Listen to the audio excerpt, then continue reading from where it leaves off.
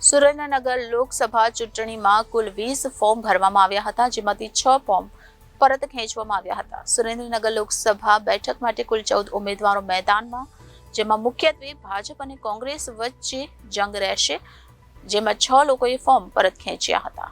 સુરેન્દ્રનગર લોકસભા બેઠકમાં 12મી એપ્રિલથી ફોર્મ ભરવાના શરૂ થયા હતા અને ફોર્મ ભરવાના અંતિમ દિવસે 8 અપક્ષ સહિત 12 ઉમેદવારોએ પોતાની ઉમેદવારી નોંધાવી હતી, જેમાં અત્યાર સુધીમાં લોકસભા ચૂંટણીમાં બેઠક પર 20 ઉમેદવારોએ ફોર્મ ભર્યા હતા.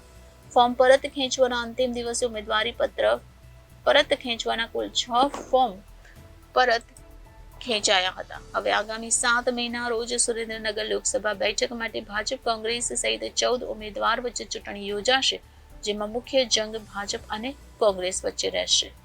આજે સુરેન્દ્રનગર જિલ્લામાં ફોર્મ પાછા ખેંચવાનો છેલ્લો દિવસ હતો અને આજના દિવસમાં કુલ 6 ફોર્મ એ પાછા ખેંચાયેલા છે. કુલ 20 ઉમેદવારો પૈકી 6 ફોર્મ પાછા ખેંચાતા હવે કુલ 14 ઉમેદવારો વચ્ચે એ મતદાન આપણું 7મી મે એ કરવાની કાર્યવાહી હવે કરવામાં આવશે. અને ખાસ કરીને સર્વે નાગરિકોને અમારી અપીલ છે કે મતદાનના દિવસે 7મી મે એ ખૂબ સારા પ્રમાણમાં સુરેન્દ્રનગર જિલ્લામાં મતદાન થાય એવો અમારો અનુરોધ છે. Bureau report Janadesh news, Surendranagar.